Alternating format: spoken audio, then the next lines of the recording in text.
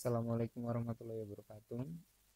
Minasan, kali ini saya akan mempresentasikan materi tentang satuan linguistik. Saya Taufik Prasetyo dan Zahro Nadiatul Haqi.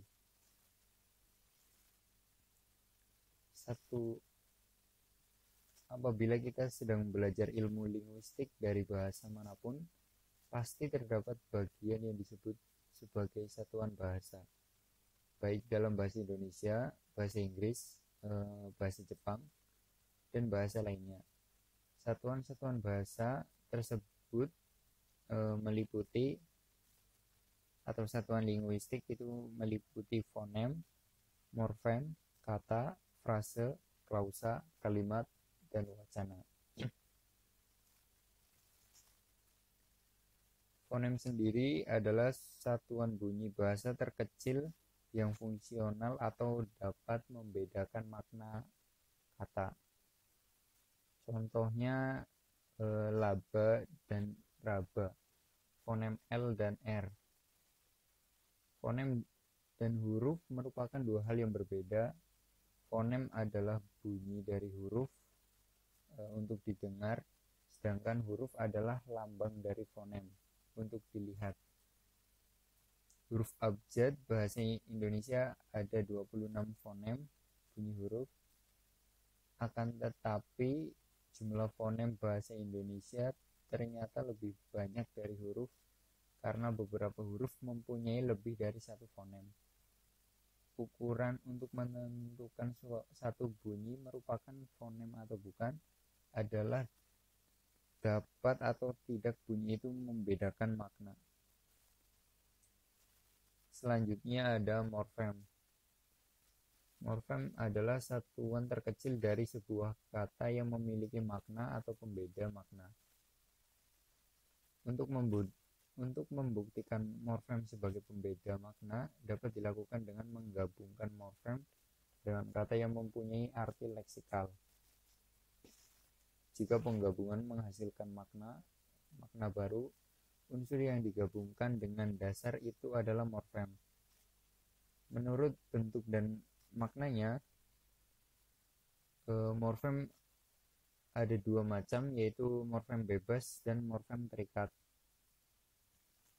Morfem bebas yaitu morfem yang dapat terdiri dari segi makna tanpa harus dihubungkan dengan morfem yang lain. Semua kata tergolong sebagai morfem bebas. Contoh makan, tidur, main, dan lain-lain. Yang satunya lagi itu morfem terikat, yaitu morfem yang tidak dapat berdiri dari satu makna. Maknanya baru jelas setelah dihubungkan dengan morfem yang lain. Semua imbuhan awalan, sisipan akhiran, kombinasi awalan dan akhiran, seperti partikel ku, lah, kah, dan bentuk-bentuk lainnya yang tidak dapat berdiri sendiri termasuk morfem terikat. Contoh berperang, morfem terikatnya itu ber. Terus morfem memakai itu morfem terikatnya me. Lanjut, ada kata. Kata adalah satuan bahasa yang memiliki satu pengertian, atau kata adalah deretan huruf yang diapit oleh dua spasi dan mempunyai satu arti. Contohnya seperti sepeda, ambil, dingin, dan lain-lain. Kata-kata ini diakui sebagai kata karena setiap kata mempunyai makna. Berbeda dengan adepes, lima, ninggid, hailuk. Bukan diakui kata karena tidak mempunyai makna. Kemudian ada frase.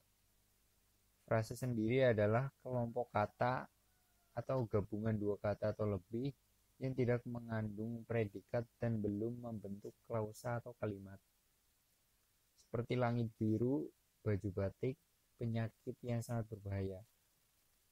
Cakupan makna yang dibentuk oleh frase masih di sekitar makna leksikal kata pembentuknya, karena hakikat frasa adalah kata yang diperluas dengan memberinya keterangan. Inti maknanya tetap, berbeda dengan langit batik, biru baju yang berbahaya sebagai penyakit. Ini tidak dinamakan frasa karena tidak mempunyai kesatuan makna.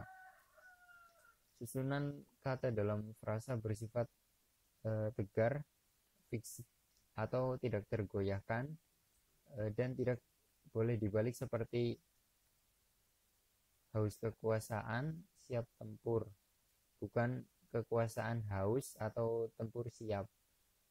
Jika posisinya berpindah, kelompok kata itu berpindah secara utuh, seperti hari ini akan diadakan jumpa pers menjadi jumpa pers akan diadakan hari ini. Frasa dikelompokkan menjadi 5 macam, yaitu frasa verbal, artinya sama dengan arti kata kerja. Contohnya asik belajar, intinya belajar. Sedang berpikir keras, intinya berpikir, dan lainnya. Kemudian ada frasa adjektiva, artinya sama dengan arti kata sifat. Sudah baik, yaitu baiknya sifat. Sangat malu, benar sekali, dan lain-lain. Frasa adverbial artinya sama dengan arti kata keterangan. Kemudian ada frasa nominal, artinya sama dengan arti kata benda. Selanjutnya ada frasa preposisional, artinya sama dengan arti kata tugas, misalnya preposisi dan konjugasi. Untuk lengkapnya bisa dilihat di paper nanti. Kemudian ada klausa. Klausa adalah kelompok kata yang hanya mengandung satu predikat. Dengan kata lain, klausa merupakan satuan sintaksis berupa runtutan kata-kata berkonstruksi secara predikatif. Klausa ialah satuan gramatikal berupa kelompok kata yang sekurang-kurangnya terdiri dari subjek dan predikat dan mempunyai potensi untuk menjadi kalimat. Contoh, ayam saya hitam, rumah itu besar, rumah besar itu putih, dan contoh lainnya. Kemudian ada kalimat atau susunan kata-kata yang teratur yang berisi pikiran yang lengkap. Seperti contohnya kalimat di bahasa Jepang itu berdasar fungsinya terdiri dari subjek, objek, verba atau predikat.